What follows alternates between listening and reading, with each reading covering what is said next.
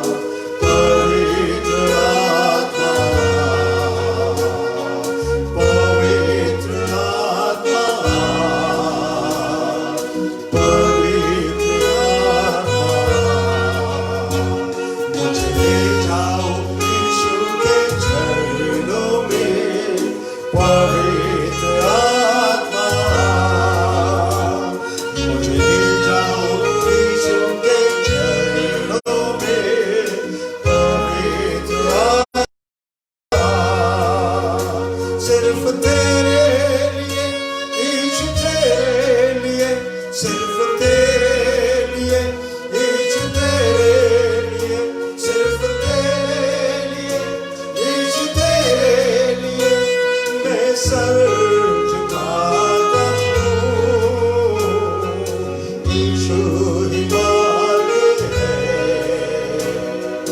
यीशु सत्य है, यीशु ही मार्ग है, यीशु ही सत्य है। सिर्फ तेरे लिए यीशु, तेरे लिए, सिर्फ तेरे लिए यीशु, तेरे लिए, सिर्फ तेरे लिए यीशु, तेरे लिए मैं हाथ उठाता हूँ। पवित्र आत्मा, पवित्र आत्मा, पवित्र आत्मा,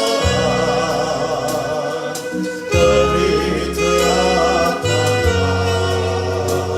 मुझे ले जाओ यीशु के चरणों में। पवित्र आत्मा, मुझे ले जाओ यीशु के चरणों में। पवित्र आत्मा,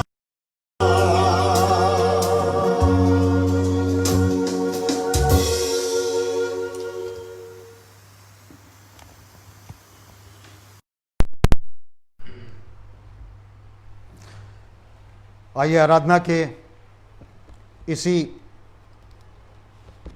सेंस में हम बने रहें और अपने स्थान पर बैठे हुए गीत गा लें। गीत का नंबर 22 जो हमारी गीत पुस्तक का गीत है, गीत का नंबर 22 हम अपने स्थानों पर इस गीत को गा लेंगे जो बहुत खूबसूरत गीत है।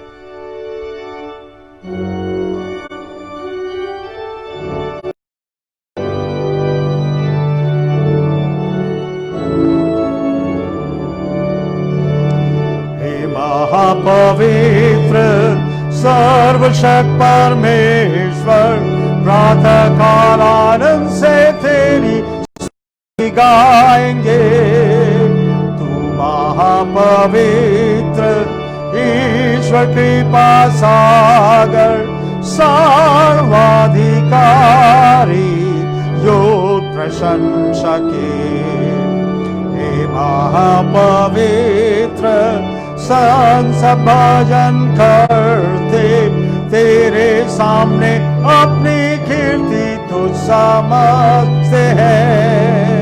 करूबिम सराफिम तेरे सामने गिरते, जो था और है और रहेगा सदैव। हे महापवित्र अंधकार के कारण तेरा दर्शन पापी जन को मिलता है नहीं। केवल तू पवित्र हे अद्वैत परमेश्वर, सामर्थी प्रेमी और दयानिधि। हे महापवित्र सर्वशक्त परमेश्वर, सारी सृष्टि तेरे नाम का धन्यवाद करे। तू महापवित्र ईश्वर कृपा सागर, सर्वाधिकारी योग प्रशंसा के।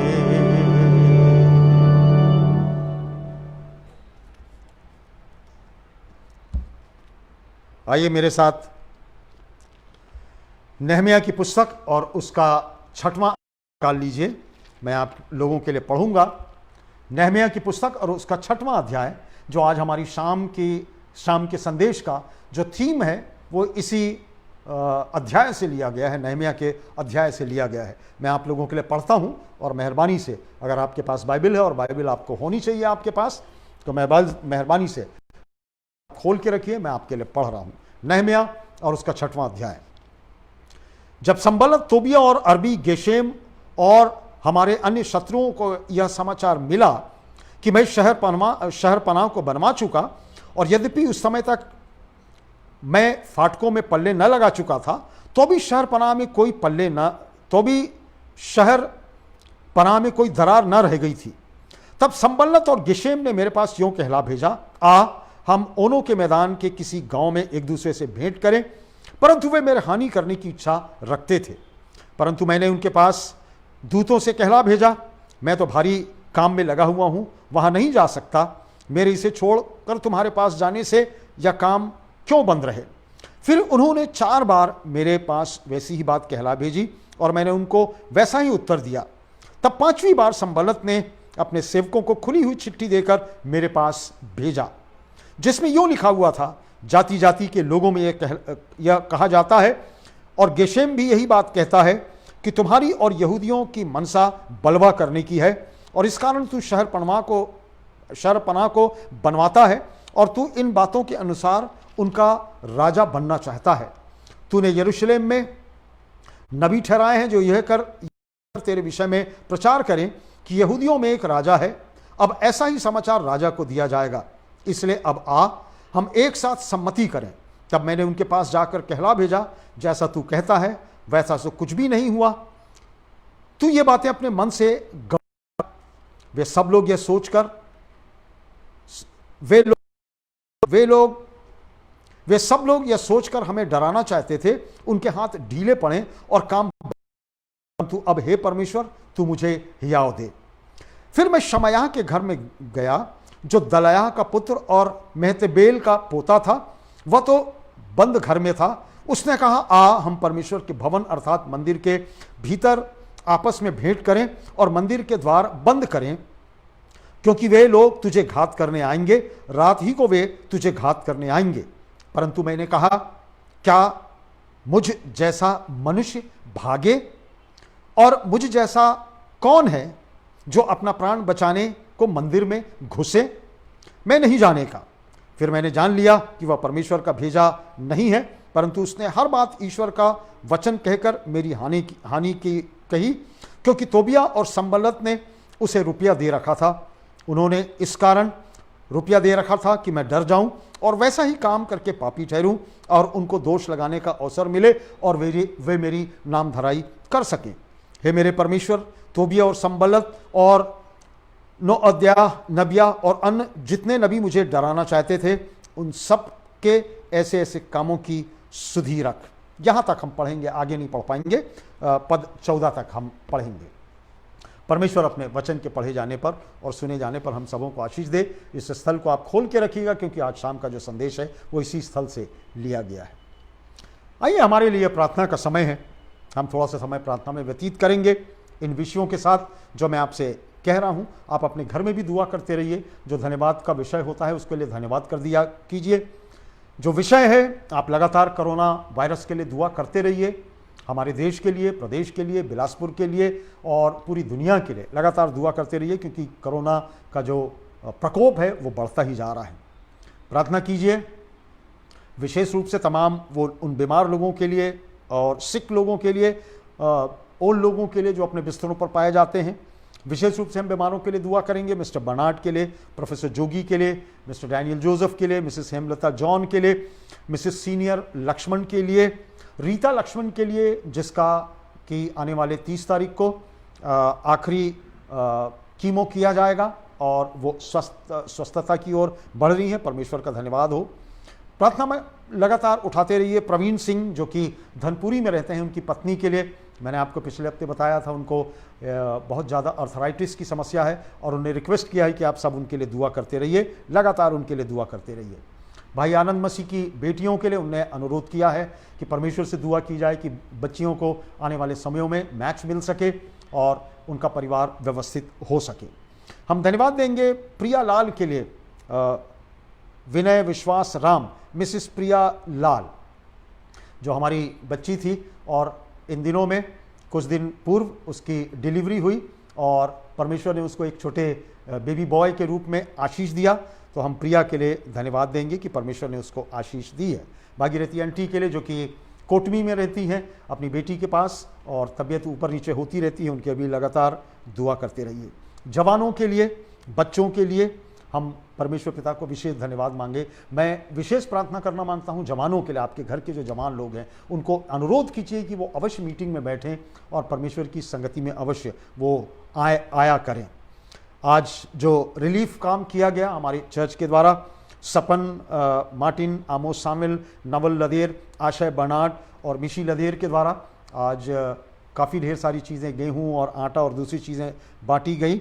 हम धन्यवाद देते हैं लदेर परिवार को, नवल लदेर और उनके परिवार को, विपिन वानी और उनके परिवार को, जिनके सानिध्य से ये रिलीफ का सारा मटेरियल मिल सका। और आज हमारी कलीसिया के माध्यम से इन लोगों ने जाकर उन तमाम जो चीज़ों को बांटा है गरीबों के बीच में, अपने चर्च के लिए, चर्च के अगुओं के लिए, चर्च के प्रोजेक्ट के लिए, चर्च की समस्याओं के लिए, सारी बातों के लिए आइए हम थोड़ा सा समय प्रार्थना में व्यतीत करें और हम थोड़ा सा समय प्रार्थना में लगाएंगे। आइए प्रार्थना करें। हमारे पवित्र पवित्र पवित्र सेनाओं के यहोवा प्रभु, हम आज शाम को तेरे पास आते हैं। इससे पहले प्रभु कि हम तेरे नज़दीक में आने का हियाव करें, हम अपने गुनाहों और अपराधों को तेरे सामने में मान लेते हैं। हमारे अब गुनाह और अपराध लाही रंग के होते हैं प्रभु जी, फिर भी हम यीशु मसीह के वसीले से तेरे नज़दीक में आने का हियाव करते हैं प्रभु। तुझ में क्षमा है, तुझ में पश्चाताप है, तुझ में पापों की क्षमा हमको मिलती है, तुझ में उद्धार है और तुझ में नया जीवन है प्रभु जी। हम यीशु मसीह में धन्यवाद देते हैं कि तू सब बातें हमको हमारे जीवन में देता है। खुदा बाप, इससे पहले कि हम तेरी आराधना में जाएं, अपने गुनाहों और अपराधों को हम मानते हैं प्रभु। हम क्षमा चाहते हैं हमारे तमाम गुनाहों और अपराधों के लिए जो सोच विचार, दिमाग और बातचीत और कार्यों के द्वारा हमारे जीवन से होते रहते हैं। धन्यवाद देते हैं उस कॉन्शियसनेस के लिए, धन्यवाद देते हैं तेरी पवित्र आत्मा के लिए, धन्यवाद देते हैं तेरे वचन की सामर्थ्य के लिए जो हमको उत्प्रेरित करती है प्रभु कि हम तेरे नज़दीक में आएँ और अपना जीवन तुझको देने वाले हो सकें। तो प्रभु, हमारे अपराधों और गुनाहों को क्षमा करना, हमको अपने गले लगाना और फिर से पुत्रत्व का अधिकार देना कि प्रभु हम तेरे साथ अच्छा जीवन जीने वाले हो सकें।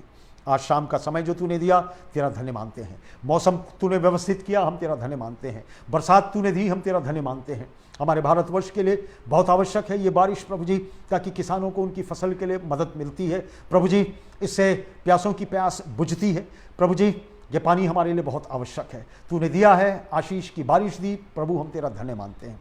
कृषकों के लिए हम प्रार्थना करते हैं जो अपनी किसान की अपनी सेवकाई में लगे हैं प्रभु, उनकी सेवकाई को मुबारक करना और होने देना कि वो और अधिकाई के साथ अनाज बो सकें और आशीषित हो सकें।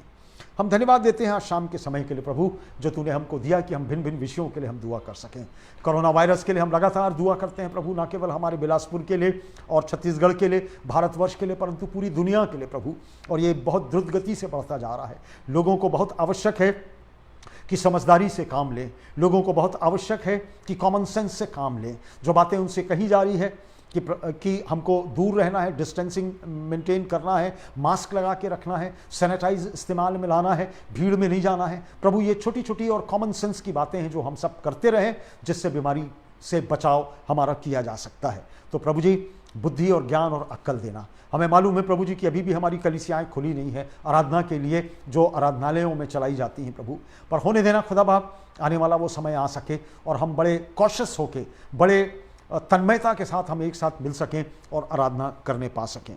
हम प्रार्थना करते हैं खुदा बाप तमाम उन लोगों के लिए जो कि कोरोना वायरस के माध्यम से सेवकाई में लगे हुए हैं, चाहे वो एडमिनिस्ट्रेशन हो, चाहे पुलिस महकमा हो, चाहे बड़े अधिकारी और ऑफिसर्स हो, मेडिकल डॉक्टर्स हो, नर्सेज हो, पैरामेडिकल के तमाम कर्मचारी लोग हों जो हमारी मंडली के हैं और बाहर के भी हैं, हर एक को हम तेरे नज़दीक में लाते प्रभु जी। उनको स्फूर्ति और बल और सामर्थ देना कि खुदा बाप तेरी सेवकाई समझते हुए वो करने वाले हो सकें। हम प्रार्थना करते हैं खुदा बाप आज शाम के समय में तमाम इन बीमार लोगों के लिए, जो बुजुर्ग लोग हैं प्रभु, अपने बिस्तर पर पाए जाते हैं प्रभु, तेरा स्पर्श और तेरी चंगाई उनको मिल सके। जो बुजुर्ग लोग हैं जो व्यवस्थित हैं पर घर से बाहर अपनी स्वास्थ्यगत वजहों से निकल नहीं सकते प्रभु जी, उनको सुकून और आनंद देना और होने देना कि अपने घर परिवार के साथ वो एडजस्ट होकर रह सकें। जो बच्चे सेवकाई करते हैं खुदा बाप, वो आत्मा और सच्चाई के साथ उसको स्वीकार करते हुए जैसा उनके लिए सेवकाई दी जाती है आनंद से रह सकें, खुश होकर रह सकें और व्यवस्थित होकर रह सकें, और सारे बुजुर्गों को तेरी बुद्धि और तेरा ज्ञान और तेरी उपस्थिति मिले। हम यही कुछ चाहते हैं परमेश्वर पिता।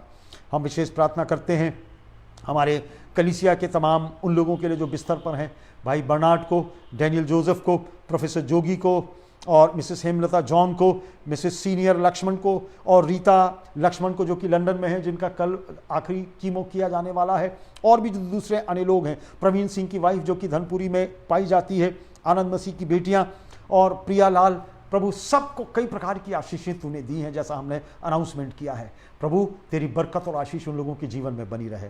हम प्रिया के लिए विशेष धन्यवाद देते हैं, जिसके जीवन में तूने एक बड़ी बड़ी आशीषों का बंडल दिया प्रभु, उस बच्चे के रूप में। उसके और उसके हस्बैंड के साथ होना, तेरी बरकत उसको मिले, तेरी आशीष उसको मिले, बच्चा और माँ व्यवस्थित पाए जाएं और तेरा स्वास्थ्य और तेरा टच बराबर उसको मिलता रहे। प्रभु जी हम विशेष प्रार्थना करते हैं खुदा बाप, जवान लोगों के लिए और तमाम उन लोगों के लिए, बच्चों के लिए जो घरों में पाए जाते हैं, सबको संभालना, और जवान लोगों को विशेष रूप से प्रभु गलत रास्ते में जाने से वो बचाए जा सकें, प्रभु तेरे नज़दीक में आ सकें और तुझको अपने जीवन का उद्धार करता स्वीकार कर सकें, संगति में रहने पाएँ। हम यही दुआ तुझसे चाहते हैं प्रभु जी।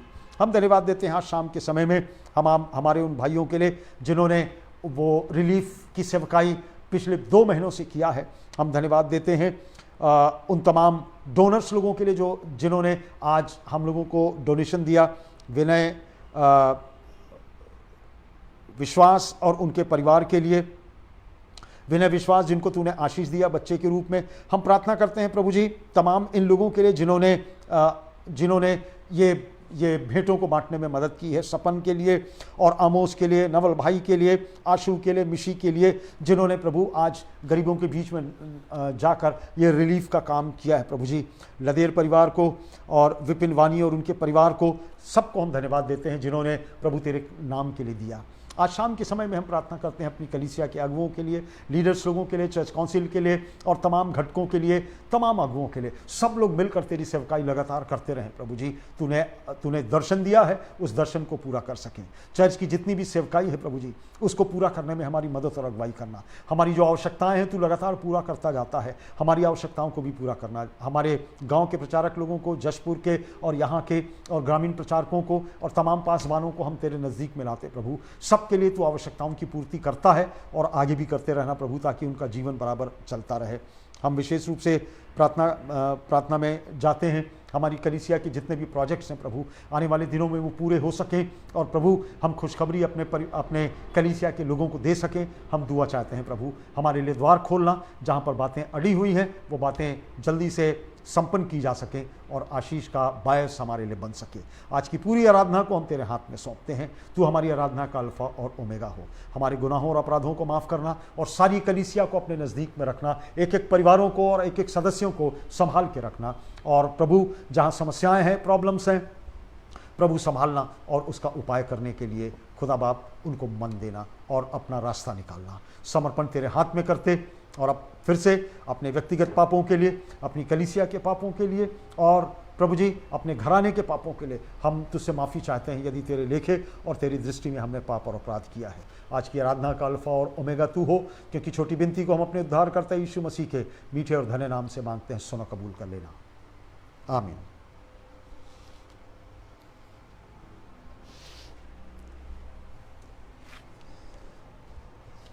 आइए प्रभु भोज की आराधना के लिए हम अपने स्थानों पर रहते हुए गीत गा लेंगे। गीत का नंबर 47, गीत का नंबर 47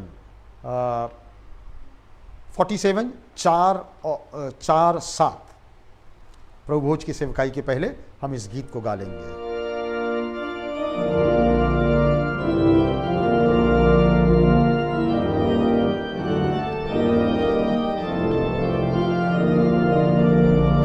उसका पहला पद और आखिरी पद।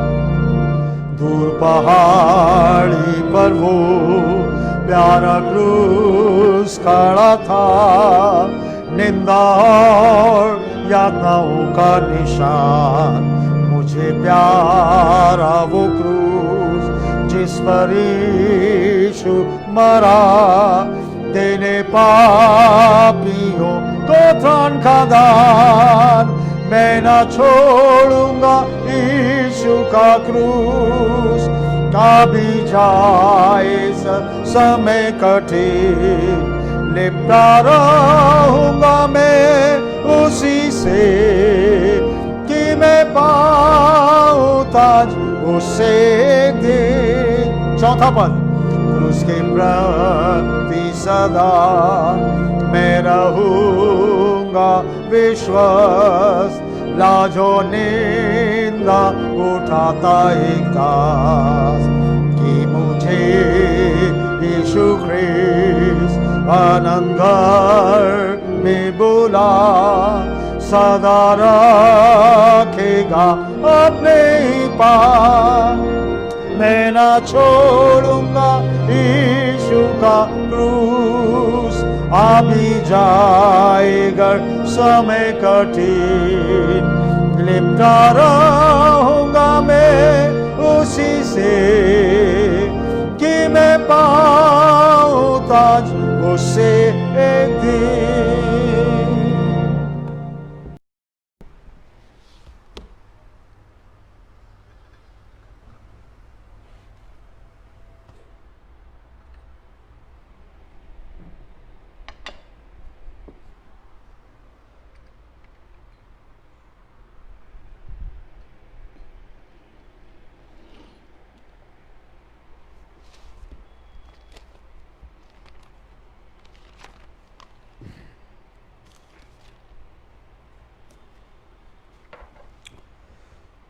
क्योंकि यह बात मुझे प्रभु से पहुंची और मैंने तुम्हें भी पहुंचा दी कि प्रभु यीशु मसीह ने जिस रात वह पकड़वाया गया था रोटी ली और धन्यवाद करके उसे तोड़ी और कहा, यह मेरी देह है, मेरे स्मरण के लिए यही किया करो। और इसी रीति से उसने ब्यारी के पीछे कटोरा भी लिया और कहा, यह कटोरा मेरे लहू में नहीं वाचा है,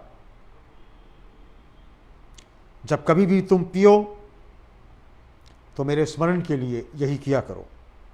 क्योंकि जब कभी भी तुम यह रोटी खाते और उस कटोरे में से पीते हो तो प्रभु की मृत्यु को जब तक वह न आए।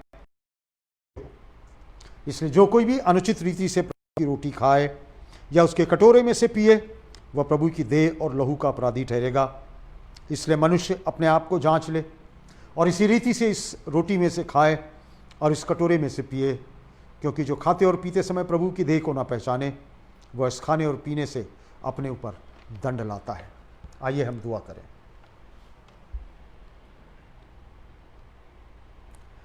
परमेश्वर पिता, हम धन्यवाद देते हैं आज शाम के समय के लिए, इस बियारी के लिए प्रभु,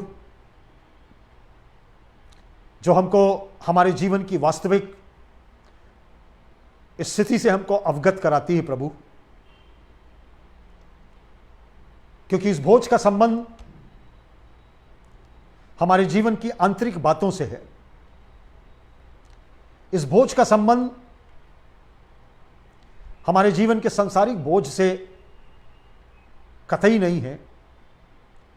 क्योंकि प्रभु इस भोज के माध्यम से हम अपने स्वयं को, अपने व्यक्तिगत को आंतरिक रूप से जानते हैं और समझते हैं और उसको देख सकते हैं। प्रभु जी, हमारे जीवन का प्रतिबिंब, आत्मिक जीवन का प्रतिबिंब इस भोज के माध्यम से हमारे मन मस्तिष्क पर बराबर बनता है। क्योंकि व्यक्तिगत रूप से हम जानते हैं कि हम कितने तेरे नजदीक हैं और कितने तुझसे दूर हैं। और यही वो समय है खुदा बाप जब हम तेरे नजदीक में आते हैं और अपने व्यक्तिगत आत्मिक जीवन का आकलन करते हैं। प्रभु, तेरा पुत्र हमारे लिए मारा गया, गाड़ा गया और तीसरे दिन जीवित हो गया और फिर से वो हमको लेने के लिए आने वाला है।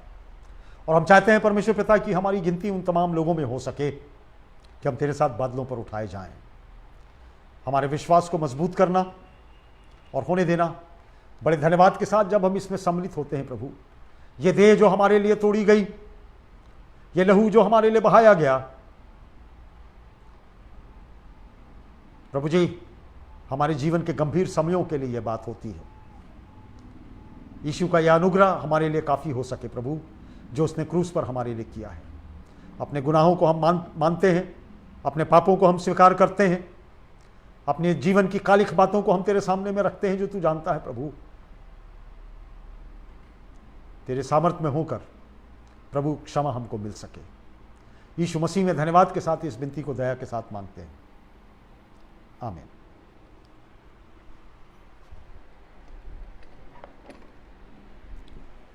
प्रभु की देह जो आपके लिए तोड़ी गई, प्रभु का लहू जो आपके लिए बहाया गया, प्रभु की का लहू जो आपके लिए बहाया गया, प्रभु की देह जो आपके लिए तोड़ी गई। प्रभु का लहू जो आपके लिए बहाया गया, प्रभु का की देह जो आपके लिए तोड़ी गई।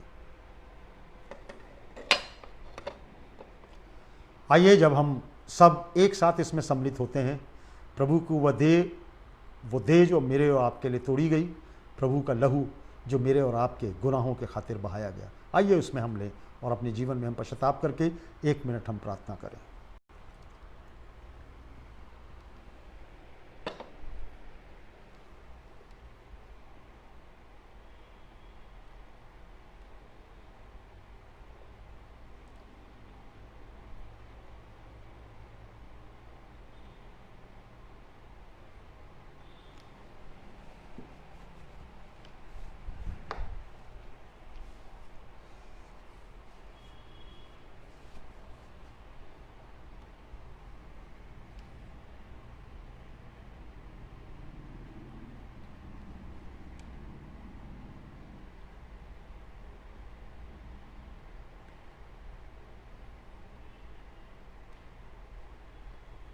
प्रभु की प्रार्थना में एक साथ बोलेंगे।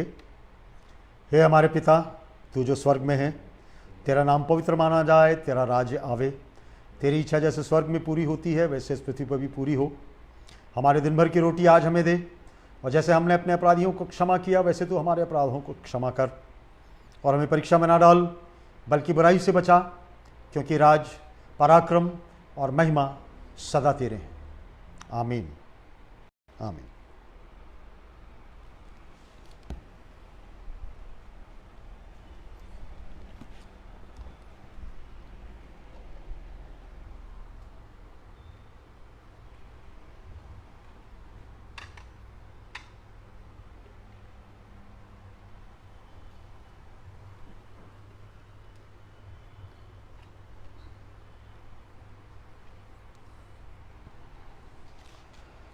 आइए, इस समय हम अपनी अपनी भेंटों और धन्यवादी भेंटों को लेकर आएंगे और उन भेंटों को हम चढ़ाएंगे। पर मैं आपके लिए एक गाना गाना चाहता हूँ। छोटा सा गाना है जो हम सब लोग गाते रहते हैं, और जब मैं गाना गाता हूँ, राजना भाई आज मेरे साथ हैं, इसलिए मैं आनंदित और खुश हूँ। जब इस गाने को हम गाएंगे उसी समय हम अपनी अपनी भेंटों को और धन्यवादी भेंटों को, जैसा मैंने आपसे कहा है, आप लिफाफे में भरकर डाल दीजिए। राम कुमार भाई आते हैं, उनको आप दे दीजिए। Thank you.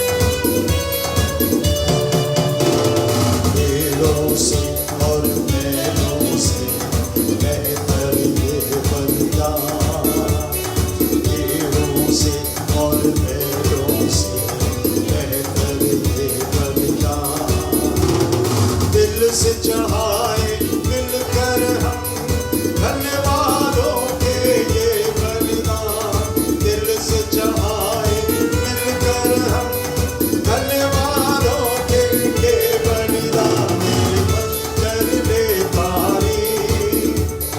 तारीफ के योग्य प्रभु है, उसने किए हैं बड़े बड़े काम, उसकी हो महिमा हमसे सदा। मेरे मन कर ले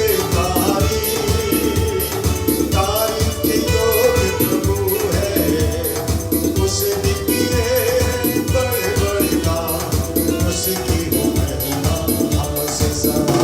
मेरे मन कर ले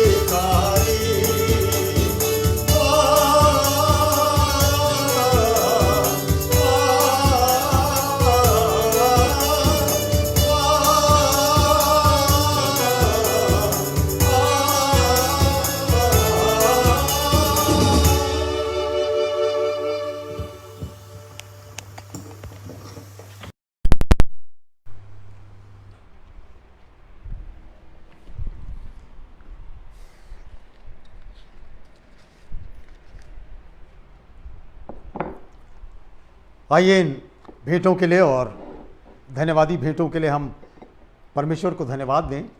और मैं परमेश्वर पिता को धन्यवाद देना मांगता हूं इस परिवार के लिए जो पूना में रहते हुए हम लोगों के साथ लगातार पिछले 3 महीनों से जुड़े हुए हैं। Mister missus Scott, mister missus P K Scott और पूरा परिवार उनका। मिसेस स्कॉट आपको मालूम है कैंसर की बीमारी से वो जूझती थी, पर खुदा ने उनको चंगाई दी। और पिछले हफ्ते मैंने उनसे बातचीत किया और उन्होंने बताया मुझको वो अच्छी हैं, भली हैं, व्यवस्थित हैं और परमेश्वर पिता का धन्यवाद हो। तो इस परिवार के लिए भी हम लोग लगातार अपने व्यक्तिगत प्रार्थनाओं में दुआ करते रहते हैं। आप लोग भी याद रखें, अभी वो पूना में हैं अपने बच्चों के साथ। वो पहले गए थे और उसके बाद ये कोरोना की समस्या आ गई और फिर काफ़ी लंबा समय उनको रहना पड़ा। पर हमारी आराधना में वो लगातार जुड़ते हैं, लगातार हमारे साथ वो आराधना करते हैं। तो उनके लिए भी हम लोग दुआ करते रहें और हम परमेश्वर पिता को धन्यवाद देते हैं इस भेंट के लिए। आइए इस भेंट के लिए हम परमेश्वर को धन्यवाद दें। प्रभु, हम धन्यवाद देते हैं आज शाम के समय के लिए, धन्यवाद देते हैं परमेश्वर पिता इन भेंटों के लिए जो तेरे लोगों ने तुझको चढ़ाई है। प्रभु जी, ये तेरा दान है, तेरा हिस्सा है और लोगों ने तुझको चढ़ाया है। प्रभु, तेरी दया सबके ऊपर बनी रहे, सबके घर परिवार प्रभु जी भरपूर और आशीषित पाए जाएं, कोई कमी और घटी ना होने पाए। प्रभु, जैसा हमने प्रार्थना किया, जो बीमार हैं तो उनको चंगाई देता है, सबको संभालना। प्रभु, हम विशेष धन्यवाद देते हैं मिस्टर मिसेस स्कॉट के लिए जो प्रभु हमारी आराधना में लगातार पिछले 2.5-3 महीनों से लगातार जुड़े हुए हैं और उनका स्वास्थ्य हम पूछते रहे हैं। धन्यवाद देते हैं मिसेस स्कॉट के लिए, उनकी तबीयत अब बेहतर है, अच्छी है। तूने अपना स्पर्श दिया है प्रभु जी, आगे भी अपना स्पर्श बना के रखना, अपना हीलिंग टच देते रहना, ताकि प्रभु तेरी उपस्थिति उनके जीवन में होए और तुझको धन्यवाद देने वाली हो सकें कि खुदाबाप तूने उनको चंगाई दिया है। पूरे परिवार को संभालना, उनके बेटे को, बहू को, दोनों बच्चों को, न्यूबॉर्न बेबी जो उनके परिवार में हुआ प्रभु, उसके लिए भी हम धन्यवाद देते हैं। उन सबको संभालना, आशीषित करना, अपने नज़दीक में रखना, हमारी पूरी मंडली को संभालना, मंडली के सब लोगों ने जो दान और अपना अपना धन्यवादी भेंटें दी हैं प्रभु, तेरी राज्य की बढ़ोतरी के लिए इस्तेमाल में लाई जा सके। समर्पण तेरे हाथ में करते, छोटी विनती उद्धार करता प्रभु यीशु मसीह के धन्य और मीठे नाम से हम मांग लेते हैं, सुनो कबूल कर लेना, आमीन आमीन।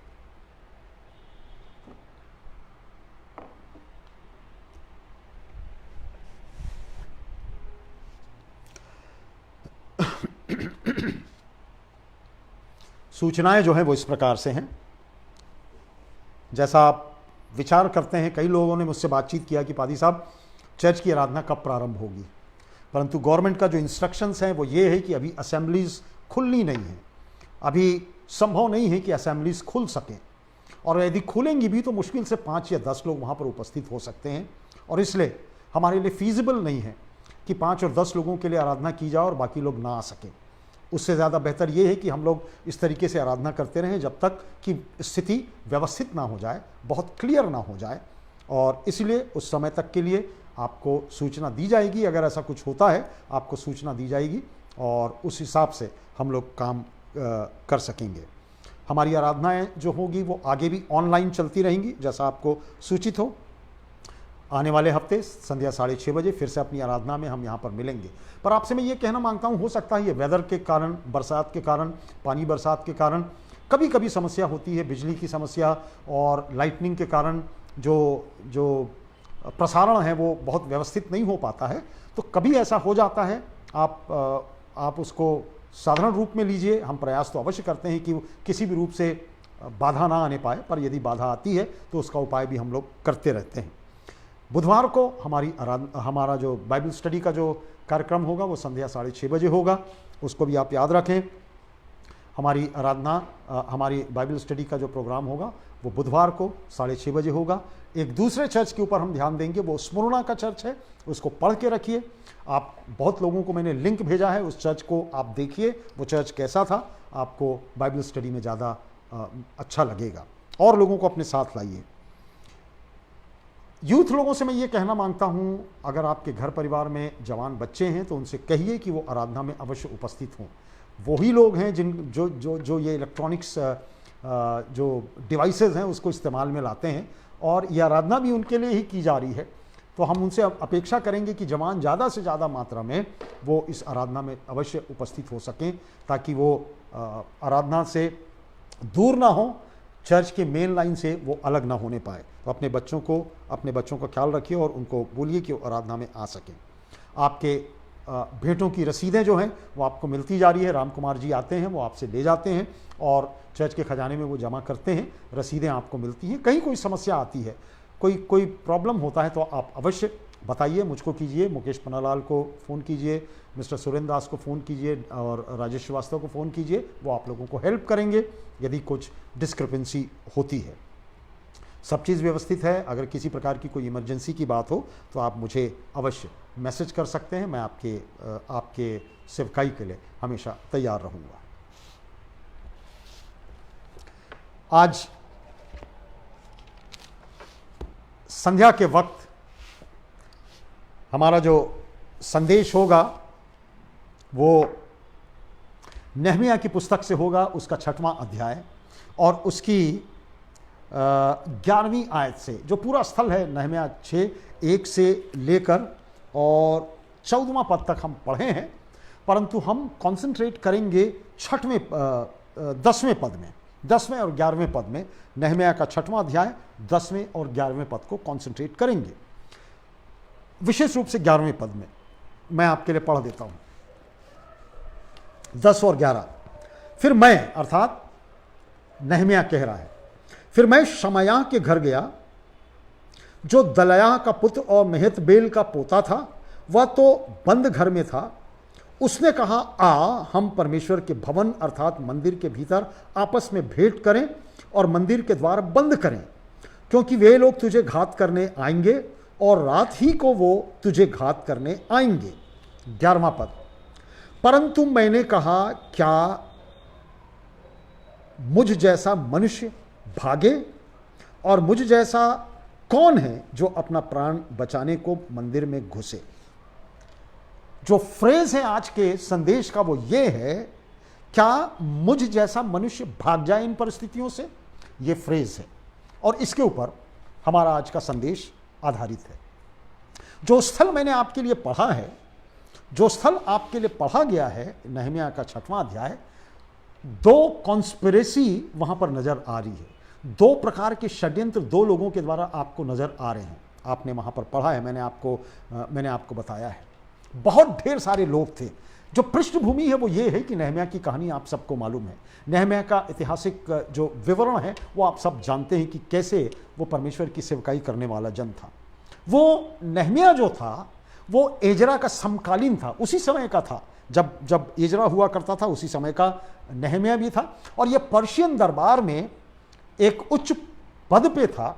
राजा के दरबार में पियाऊ का काम किया करता था, उच्च पद में था। जो पीने की वस्तुएं राजा को दी जाती थी उसका वो चेक किया करता था, कहीं उसमें जहर वगैरह तो नहीं है। इसका मतलब ये है कि वो राजा का बहुत विश्वास पात्र था।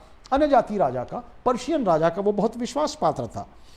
परंतु यरूशलेम की जो उजड़ी हुई दशा थी उसके निर्माण के लिए उसने एक बहुत बड़ा जबरदस्त काम किया था।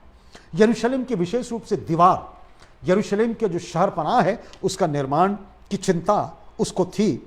और उस चिंता ने नहमिया को कुछ करने के लिए उत्प्रेरित किया कि किसी भी प्रकार से कुछ लोगों के साथ मिलकर नगर की दीवार को बनाया जाए, यरूशलेम की। अब वो है बाबुल की बंधुआई में, वो पर्शियन राजा की बंधुआई में है, यरूशलेम कहीं और है।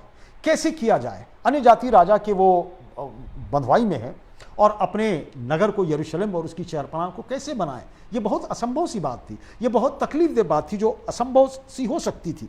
पर उसने इस चुनौती किया, उसने चुनौती को स्वीकार किया। राजा की राजाज्ञा से वो यरूशलेम को गया और उसने दीवार का सर्वे किया और यरूशलेम के सारे शहरपनाह की वो जांच की और उसने लोगों को एक चुनौतीपूर्ण चैलेंज दिया, एक चैलेंज दिया उसने।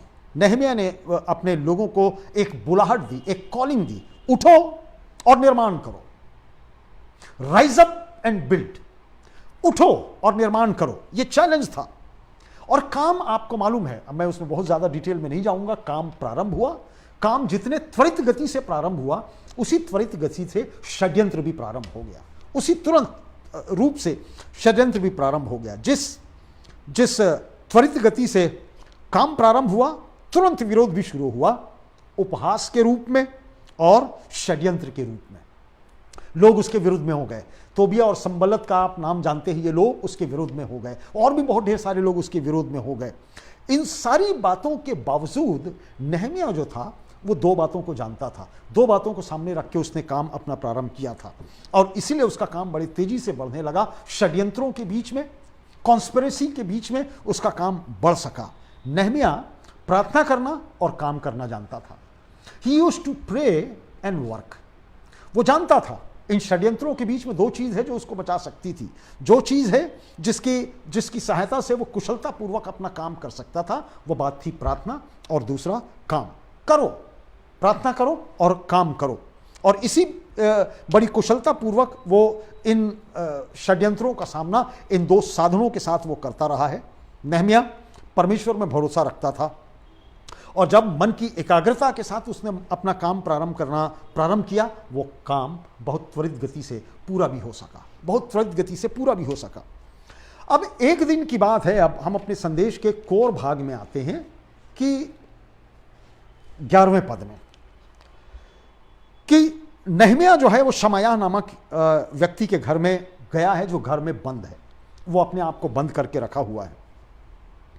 और शमायाह ने उससे कहा, जैसा 11वां पद हम देख रहे हैं, शमायाह ने 10वें पद में वो लिखा हुआ है, वो शमायाह के घर में गया और उसने कहा, आ हम परमेश्वर के भवन अर्थात मंदिर के भीतर आपस में भेंट करें। शमायाह ने उससे कहा कि आजा नेहमिया, अपन मंदिर में बैठते हैं, जो मंदिर उजड़ा हुआ है, जो दीवारें उजड़ी हुई है, उसके भीतर बैठकर आप कुछ मंथन करते हैं। मंथन ये है कि शमायाह नेहमिया को बताना मांग रहा था कि कुछ लोग उसको घात करने के लिए आने वाले हैं, उसको मारने के लिए आने वाले हैं। और ये कॉन्स्पिरेसी का एक भाग था, ये षड्यंत्र का एक भाग था। अच्छा काम जो हो रहा था उसको बिगाड़ने के लिए शमायाह के द्वारा किया गया ये एक काम था। और वो नेहमिया को अपने घर में बुलाया और ये सब बातें उससे कहने लगा। और जब नेहमिया ने सुना और नेहमिया से उसने ये कहा कि मंदिर का काम करना बंद कर दे। यहां पर लिखा हुआ है भवन अर्थात मंदिर के भीतर आपस में भेंट करें और मंदिर के द्वार को बंद कर दें, क्योंकि वे लोग तुझको घात करने आएंगे और रात भी को तुझको घात करने आएंगे। तब नेहमिया का जो रिस्पॉन्स था वो ये था, क्या मुझ जैसा मनुष्य, क्या मेरे जैसा मनुष्य इस अच्छे काम को करने का जो प्रारंभ किया गया है उसको छोड़कर भाग जाए? नेहमिया ने कहा, क्या मुझ ऐसा मनुष्य भाग जाए? किस बात ने नेहमिया को भागने से रोका? किस बात ने नेहमिया को वहां से भागने से रोका? जब उसके लिए भाग जाना उचित था, शायद उसके लिए षड्यंत्र चल रहा था, उसके पीछे अनेक प्रकार की कॉन्स्पिरेसी चल रही थी। उसके विपरीत उसने प्रश्न पूछा, क्या मेरे जैसा मनुष्य इन परिस्थितियों से भाग जाए, छोटी छोटी षड्यंत्रकारी गतिविधियों को छोड़कर भाग जाए? वो प्रश्न कर रहा है शमायाह से। कोई भी सामर्थ उसको उसके काम से हटा नहीं सकती थी। यरूशलेम की दीवार का पुनर्निर्माण किया जाना था क्योंकि यह परमेश्वर की इच्छा थी और इसके कई कारण थे। अन्य लोग भाग सकते थे। नेहमिया शायद शमायाह को बताने का प्रयास कर रहा है कि दूसरे लोग भाग सकते हैं, पर मैं जिस काम को, परमेश्वर के काम को लिया हूं, उस काम को करूंगा। और तुम क्या सोचते हो कि मैं यूं ही भाग जाऊं? और भाइयों बहनों, मुझको और आपको आज के स्थल में बहुत जल्दी से हम समाप्त करेंगे 4-5 बिंदुओं के माध्यम से कि बहुधा मेरी और आपकी स्थिति भी इसी प्रकार की होती है। हम करना तो अच्छा चाहते हैं, कई बार हमारे लिए प्लानिंग बहुत अच्छी होती है, हम मनोयोग से काम भी करते हैं, हम प्रार्थना भी करते हैं और काम में लग जाते हैं जैसा नहम्याह ने किया, परंतु षड्यंत्रकारियों के द्वारा किए गए कार्यों के माध्यम से हमको कहीं ऐसा लगने लगता है कि काम हमारा समाप्त हो जाएगा, कलीसिया की यूनिटी समाप्त हो जाएगी, कलीसिया की बेहतरी समाप्त हो जाएगी, कलीसिया के प्रोजेक्ट समाप्त हो जाएंगे।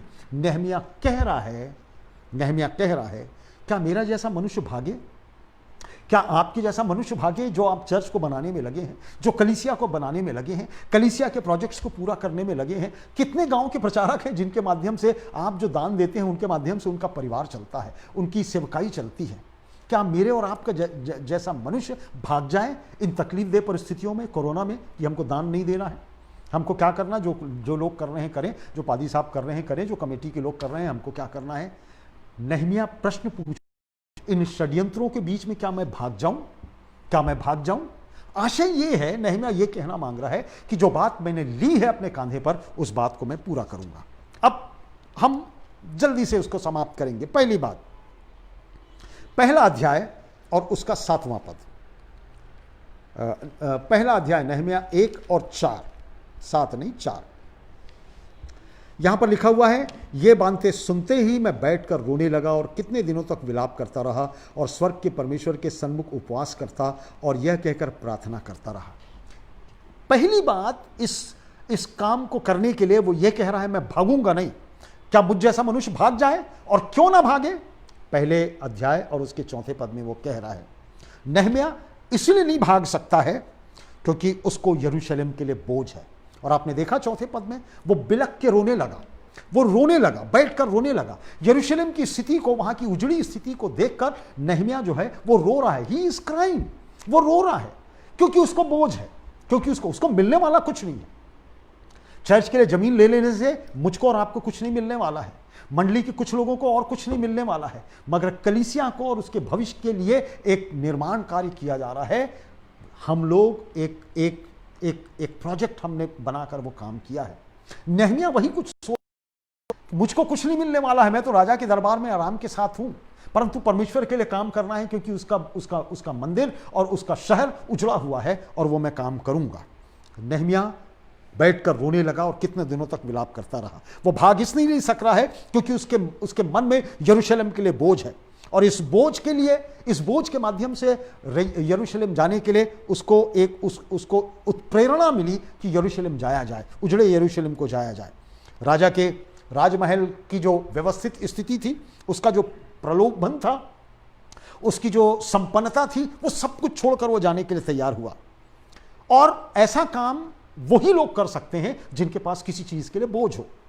नहम्याह के लिए जैसा बोझ था, वो अपना सब कुछ छोड़ दिया, अपना धन दौलत छोड़ दिया, अपनी पोजीशन और अपनी पोस्ट छोड़ दिया, अपना शांतपूर्ण जीवन छोड़ दिया यरूशलेम जाने के लिए कि परमेश्वर के मंदिर का और परमेश्वर के लोगों की शहरपनाह का और परमेश्वर के शहर का शहरपनाह का वो निर्माण कर सके, क्योंकि उसको बोझ था।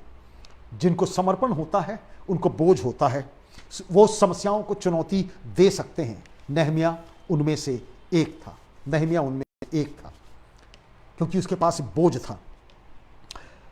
एक व्यक्ति अपने लाभ के लिए यरूशलेम नहीं जा सकता था। हो सकता था वो ये सोचता कि मेरे लिए तो कोई लाभ की बात नहीं है, लाभ तो मुझको यहां है, मैं नहीं जाऊंगा, मैं नहीं जा सकता। परंतु जब उसके विनाश के विषय में उसने सुना, उसका मन अंदर से व्याकुल रहने लगा और वो बैठकर रोने लगा और कितने दिनों तक विलाप करता रहा। और उसने स्वर्ग के परमेश्वर के सामने प्रार्थना की और उसने उपवास किया। और बाइबल में लिखा है, नहम्याह पहले कभी दुखी नहीं था अपने जीवन में, परंतु वो उदास हुआ और उसकी उदासी देखकर राजा उससे पूछता है और तब राजा ने पूरा परमिशन दिया। आप अंदाज लगा सकते हैं उसका बोझ। उसने पहले प्रार्थना किया, जैसा लिखा हुआ है कि उसने पहले प्रार्थना किया, बोझ के साथ उसने प्रार्थना किया। और जब प्रार्थना किया तो उसका दरवाजा खुला भी। राजा जो कि अन्यजाति राजा है, पर्शियन राजा है, और इजरायली लोगों को वो बंधुआई में लेके गया है, और नहम्याह भी बंधुआई में है, उच्च पद पे है परंतु बंधुआई में है। राजा के अंतर्गत वो काम करता है। परंतु राजा ने उसको जब उदास और निराश देखा, रोते हुए देखा, और राजा ने पूछा तो उसको क्या हो गया ये नहम्याह? सारी कहानी बताई, और पर्शियन राजा ने, बाबुल के राजा ने उसको परमिशन दिया कि जाओ अपने शहर का और ईश्वर के शहर का निर्माण करो। समस्याएं जीवन का अंग है, पर यदि बोझ मेरे और आपके जीवन में है तो काम हमारे लिए खुल सकता है। दूसरी जो बात उसके जीवन में थी, पहली बात जो थी वो ये थी कि बोझ था उसके लिए। और भाइयों बहनों, मुझको और आपको भी बोझ होना चाहिए हमारी सेवकाई के लिए। हम सबों को, मुझको और आपको भी बोझ होना चाहिए। बोझ होता नहीं, हम कभी के लिए बोझ दिमाग में नहीं रखते हैं। जिन्होंने रखा सफलता, वो देखते हैं कि किस तरीके से परमेश्वर सफलता प्रदान करता है। नेहमिया ने बोझ रखा और उसके बोझ के कारण परमेश्वर ने उसके लिए रास्ता खोला, राजा के मन को खोला। दूसरी बात कॉन्स्पिरेसी है, षड्यंत्र है। हम देख रहे हैं कि शमया उसके साथ षड्यंत्र कर रहा, शमया जो है उसको बेवकूफ बना रहा है, सनबल्लत और तोबिया उसको बेवकूफ बना रहे हैं, उसके कामों में रोड़ा अटका रहे हैं, परंतु वो अपने बोझ को आगे ले जाने के लिए सक्षम हुआ। जो दूसरी बात नेहमिया की थी वो ये थी कि वो ये एक्सपेक्ट करता था कि इस काम को जो वो करने वाला है उसमें परमेश्वर की इच्छा है ना। How do you determine God your life? आप कैसे निर्धारित करेंगे कि आपके जीवन के पर्टिकुलर काम में परमेश्वर की इच्छा है? हाउ, कैसे जानेंगे आप प्रार्थना करेंगे, आप जानने का प्रयास करेंगे, आप खुदा के पास करेंगे, आप प्रभु के पास जाने का प्रयास करेंगे, आप रुकेंगे, आप वेट करेंगे, और तब सिग्नल्स जो आपको पॉजिटिव रूप से मिलते हैं वो परमेश्वर की इच्छा के अनुसार होता है। और ऐसा ही तो कुछ इसके साथ हो रहा है। दूसरी बात जो थी वो उसने अपने जीवन में देखा, परमेश्वर की इच्छा को उसने जानने का प्रयास किया। दूसरा अध्याय नेहमिया 2 और उसका 8वां पद, नेहमिया 2 और 8। और सरकारी जंगल के रखवाले आसाप के लिए भी इस आशय की चिट्ठी मुझे दी जाए ताकि वह मुझे भवन से लगे हुए राजगढ़ की कड़ियों के लिए और शहरपनाह के और उस घर के लिए जिसमें मैं जाकर रहूंगा लकड़ी दे। मेरे परमेश्वर की कृपा दृष्टि मुझ पर थी, इसलिए राजा ने यह विनती स्वीकार कर ली। वो परमेश्वर का जन है और राजा ने उसको स्वीकारोक्ति दी, अपने राजाज्ञा की चिट्ठी दी कि लकड़ियां तुमको मिल जाए, शासन का जो जंगल है उससे तुमको लकड़ियां मिलेंगी और जाओ अपने शहर का निर्माण करो। ये परमेश्वर की इच्छा है। परमेश्वर द्वार खोलता चला जा रहा है। वो इसलिए नहीं भाग सका क्योंकि परमेश्वर की इच्छा थी। वो इसलिए नहीं भागा था क्योंकि बोझ था उसको। वो इसलिए नहीं भागा था जैसा शमया से कर रहा है, क्या मुझ जैसा मनुष्य भागे? वो भागा इसलिए नहीं क्योंकि बोझ उसको था। दूसरा बिंदु हम देख रहे हैं, वो भाग इसलिए नहीं सका नेहमिया क्योंकि परमेश्वर की इच्छा उसके साथ थी कि तुम जाओ और वो संकटपूर्ण काम करो, वो रिस्की काम करो। यरूशलेम की दीवारों का पुनर्निर्माण करना परमेश्वर की इच्छा थी। और नेहमिया ने आवश्यक जो चिट्ठियां थी वो राजा के माध्यम से उसको मिली। राजा ने उसकी आज्ञा मानी और नेहमिया जानता था कि ये परमेश्वर है। अपनी इच्छा से वो कुछ कर नहीं सकता था, परंतु उसने परमेश्वर की इच्छा को जानने का प्रयास किया।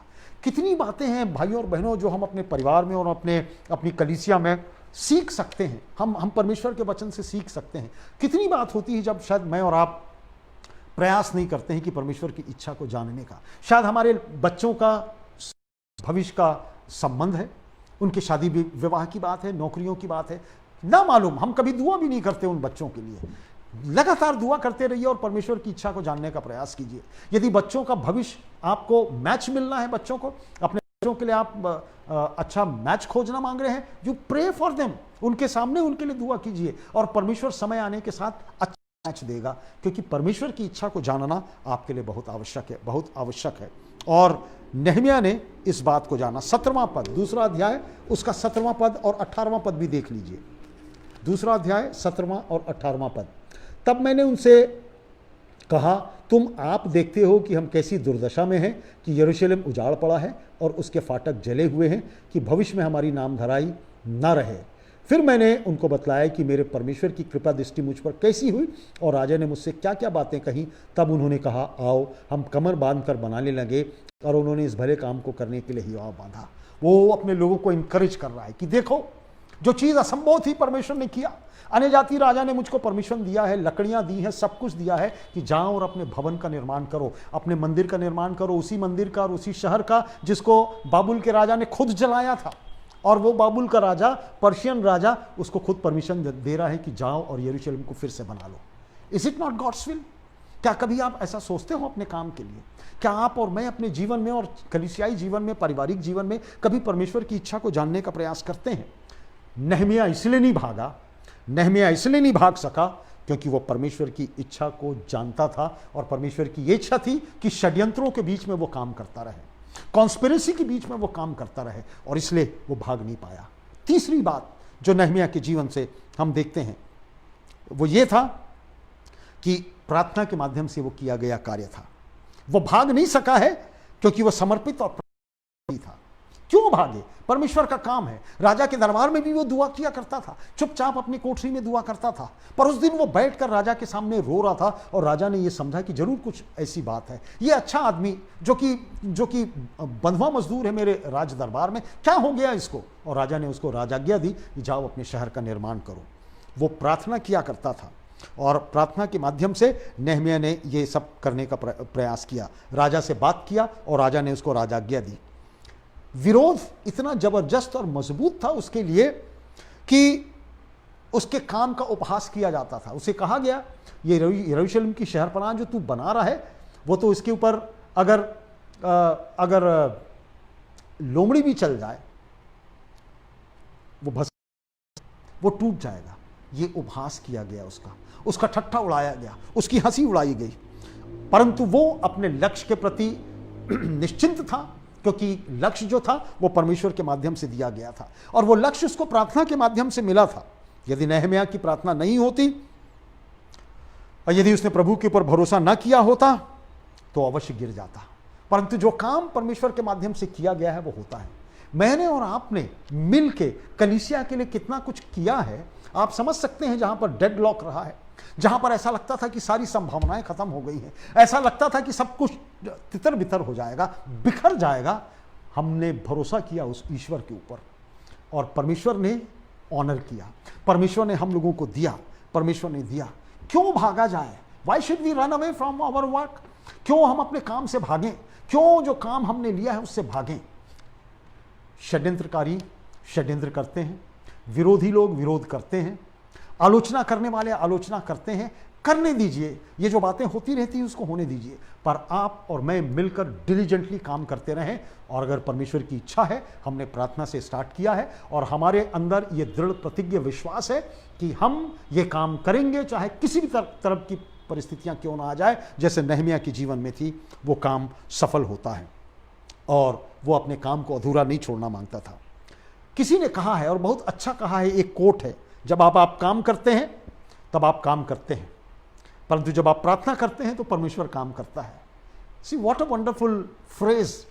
जब आप काम करते हैं तो आप काम करते हैं, पर जब आप प्रार्थना करते हैं तो परमेश्वर काम करता है। यही तो मिरेकल है।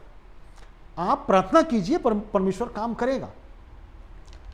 हमारे हेरिमाइंस चर्च के लिए पैसों की उगाही करना, इतने ढेर सारे पैसे प्रथमतः चर्च बनाने के लिए, और अब हम पीछे मुड़ के देखते हैं तो हमको समझ में नहीं आता है कि ये कैसे हो गया। हाँ, इसके लिए ईमानदारी की आवश्यकता रही है, और हमारे अगुवे बहुत ईमानदार रहे हैं। एक एक पैसों के हिसाब से उन्होंने काम किया, जो हाथ में उन्होंने जिम्मेदारी ली उस काम को पूरा किया। एक दूसरा प्रोजेक्ट आया, कैसे होगा, क्या होगा, निराशाएं आई, अनेक प्रकार की बातें आई, परंतु लोगों ने कहा yes we are with you वादी साहब, हम सब मिलके करेंगे। लोगों ने हाथ बटाया, निराशाएं लगी, असफलताएं लगी, फेलियर्स हुआ हम लोगों का, कोरोना आ गया, कई प्रकार की समस्या हुई, but at the end of the day, एक अंत समय में जब हम लोगों ने प्रार्थना किया, व्यवस्थित सारी बातें व्यवस्थित हुई। जब आप काम करते हैं तब आप काम करते हैं, जब आप प्रार्थना करते हैं परमेश्वर काम करता है, और नहमिया के साथ वैसा किया गया। क्यों भागे वो, और मैं और आप क्यों भागे? हमारी असफलताओं में, हमारी निराशाओं में हम क्यों भागे? हमको ऐसा लगता है कि अब सब कुछ खत्म होने वाला है, हम क्यों भागे? हम नहीं भागेंगे। चौथी बात नहमिया के जीवन में कि उसका काम निस्वार्थ गुण से परिपूर्ण था। 5वां अध्याय उसकी 14 से लेकर 19 आयत तक। 5वां अध्याय 14 से 19 आप पढ़ लीजिएगा। ये एक बड़ा स्थल है, मैं नहीं पढ़ूंगा। वो इसीलिए नहीं भाग सका है वहाँ से क्योंकि वो स्वार्थी नहीं था, वो स्वार्थपूर्ण इरादों वाला व्यक्ति नहीं था कि मुझको पैसा मिलेगा और मैं थोड़ा सा काम करूंगा और बाकी लेके भाग जाऊंगा। वो मुझको और आपको जब सेवकाई मिली है और ईमानदारी के साथ हम जब काम करते हैं, परमेश्वर हमारे लिए आवश्यकताओं की पूर्ति करता है। स्वार्थपूर्ण इरादों के साथ किया जाता है। यदि मैं और आप चाहते हैं स्वार्थपूर्ण इरादों के साथ, वो काम संपन्न नहीं होगा, परंतु बगैर स्वार्थ के साथ हम काम करते हैं, वो काम हमारे लिए संपन्न हो सकेगा। और इसीलिए नहमिया जो था वो स्वार्थ से प्रेरित व्यक्ति नहीं था, निस्वार्थ काम किया करता था। उसने किया है, उसको परवाह नहीं थी। जब वो प्यालेदार था, राजा के दरबार में शांति के साथ था, व्यवस्थित था, उसके पास पैसा था, उसको इस पचड़े में पड़ने की आवश्यकता नहीं थी, उसको यरूशलेम में जाने की आवश्यकता नहीं थी। उसने जब वो अधिकारी था, उस राज दरबार में एक अधिकारी था, अपने अधिकार को वो छोड़ा और अधिकार को छोड़कर वो यरूशलेम में गया है और साधारण मजदूरों के साथ वो काम कर रहा है। उसने लोगों की समस्याओं को दूर करने का प्रयास किया और परमेश्वर ने उसको आशीष दी, परमेश्वर ने उसको आशीष दी। और यही तो बात नहमिया के जीवन में थी। ऐसा नहीं हो सकता कि उसका काम रुक जाता, इसलिए काम नहीं रुक सका क्योंकि वो भागा नहीं था। उसने किया क्योंकि परमेश्वर ने उसको दिया था। निस्वार्थ व्यक्ति काम को पूरा होते हुए, परिपूर्ण होते हुए देखता है। वो व्यक्ति जिसका कोई स्वार्थ नहीं है, उस काम को होते हुए देखने में उसको बहुत अच्छा लगता है। वो रुकावटों का सामना भी करता है और उसके ऊपर जय भी पाता है। दो तीन उदाहरण देखकर हम समाप्त करेंगे। परमेश्वर चाहता है कि मुझको और आपको वो अवसर दे, और परमेश्वर ये भी चाहता है कि जिम्मेदारी देने के साथ उस जिम्मेदारी को मैं और आप पूरा करें, भागे मत, बीच में हम भाग ना जाएं। प्रथम मनुष्य जो आदम था, वो परमेश्वर के विरोध में उसने पाप किया और परमेश्वर की उपस्थिति से वो भाग गया।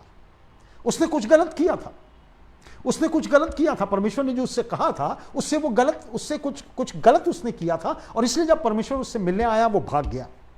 और मैं और आप उन्हीं परिस्थितियों में भागते हैं जब हमारे मन में पाप होता है। परमेश्वर के विरोध में पाप किया और परमेश्वर की उपस्थिति से वो भाग गया।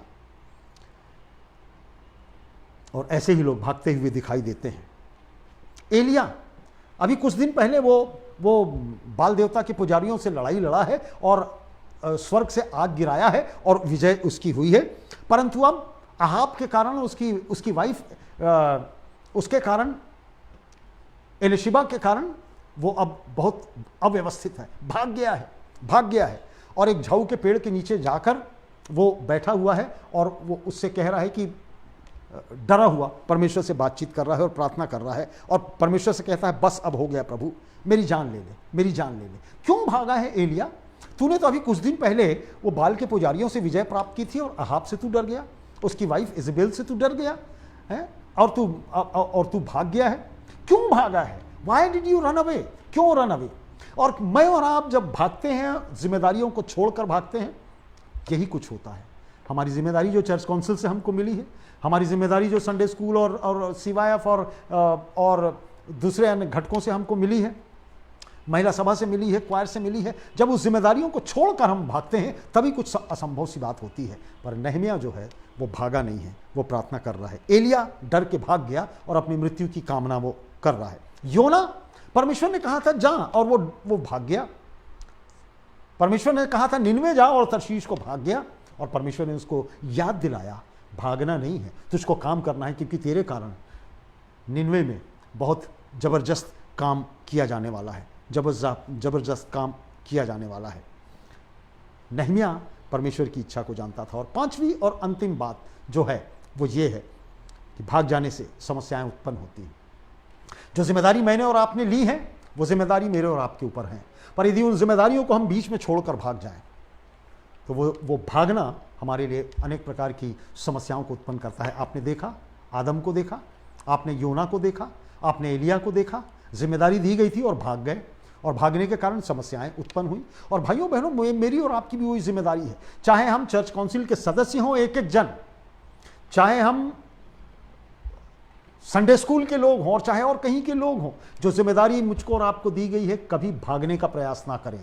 समस्याएं रहेंगी, प्रॉब्लम्स रहेंगे, कॉन्स्पिरेसी रहेगी, षड्यंत्र रहेगा, अनेक प्रकार की पॉलिटिक्स रहेगी। Let us do our work diligently. अपना काम हम ईमानदारी के साथ करते रहें।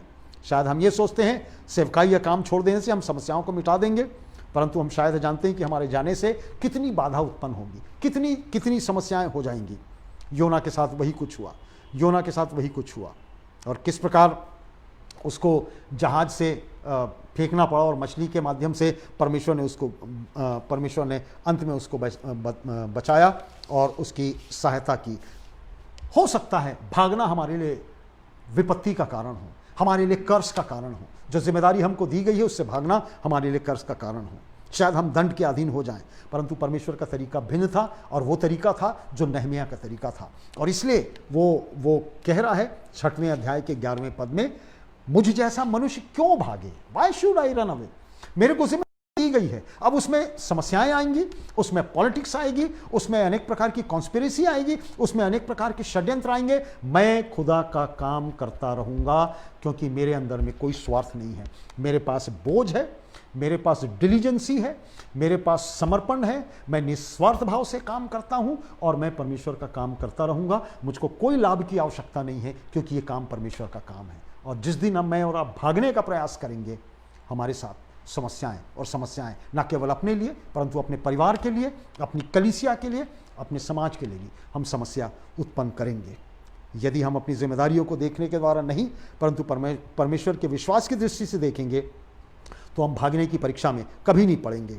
उस कार्य के लिए मुझको और आपको समर्पित होना पड़ेगा, और आसपास के लोगों के लिए मैं और आप आशीष का कारण बनेंगे। और नहम्याह अंत में आशीष का कारण बना, लोगों के लिए आशीष का कारण बना। सनबल्लत और तोबिया और शमया और कितने भी और कॉन्स्पिरेटर थे। यदि 6वें अध्याय को आप पढ़ें तो आपको समझ में आएगा, बहुत ढेर सारे कॉन्स्पिरेटर हैं। उसको रूम में बुला के बोल रहे हैं, उसको घर में बुला के बोल रहे हैं, और वो कह रहे हैं कि मंदिर का काम करना बंद कर दे, क्योंकि तुझको लोग मारने के लिए आने वाले हैं, तेरा मर्डर करने वाले हैं। और उसने कहा, मैं क्यों भागूं, why should I run away. हमारी कलीसिया के लीडरों, हमारी कलीसिया के अगुओं, महिला सभा के अगुओं, हमारे प्रत्येक सदस्यों, जो जिम्मेदारी मैंने और आपने ली है, वो भागने की जिम्मेदारी नहीं है, वो छोड़ देने की जिम्मेदारी नहीं है। उस जिम्मेदारी को डिलीजेंटली पूरा करें। कोई बहाना मत लगाइए, आप किसी प्रकार का बहाना मत कीजिए। ये काम जो मैंने और आपने लिया है, ये परमेश्वर का काम है, ये आपका काम नहीं है, ये मेरा काम नहीं है। इससे मुझको व्यक्तिगत और आपको व्यक्तिगत रूप से कोई फायदा नहीं होने वाला है। और जिस दिन मैं और आप भाग जाएंगे, आप दोष का कारण बनेंगे अपने लिए, अपने परिवार के लिए, अपने समाज के लिए। और आइए हम समाज के लिए आशीष का कारण बने, जैसा नहम्याह बना। परमेश्वर हम सबको आशीषित करे इस छोटे संदेश के द्वारा। मैं समझता हूँ कि आप इस संदेश को अवश्य मेरे संकेतों को आप समझे होंगे। परमेश्वर आप सबों को आशीषित करे। आइए अंत में हम लोग गीत गाएंगे। गीत का कौन सा नंबर है आखिरी वाला? 105। गीत का नंबर 105।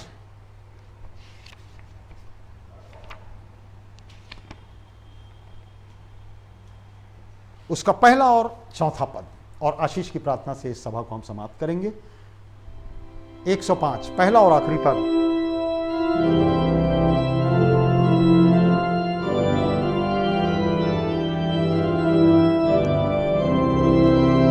जीवन में जब आंधी तुम पर चलती है और निराशा आ घेरे जब सब हो क्षय, अपनी सारी आशीषें गिनो लेना और तुम विस्मित होगे देखकर ख्रीस्त के काम।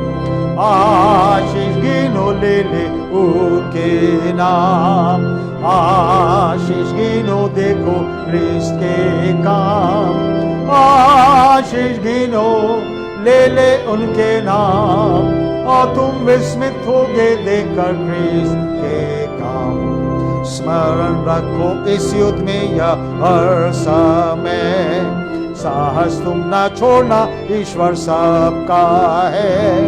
सब आशीषें गिनो सदा दूत हैं पास, यात्रा भर सहायक है वो देते आशीष गिनो ले उनके नाम। आशीष गिनो देखो ख्रीस्त के काम। आशीष गिनो ले उनके नाम और तुम विस्मित होगे देखकर ख्रीस्त के काम।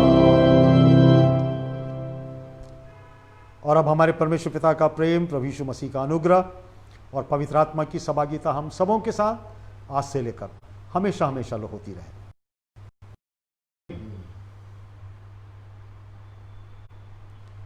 आप सबों को शालोम। फिर से आप सब जो हमारे साथ उपस्थित हुए, फिर से मैं आप सबों को धन्यवाद देता हूं। अगले हफ्ते फिर से आपके साथ मुलाकात होगी। उस समय तक आप सबों को जय मसीह की। Good bye.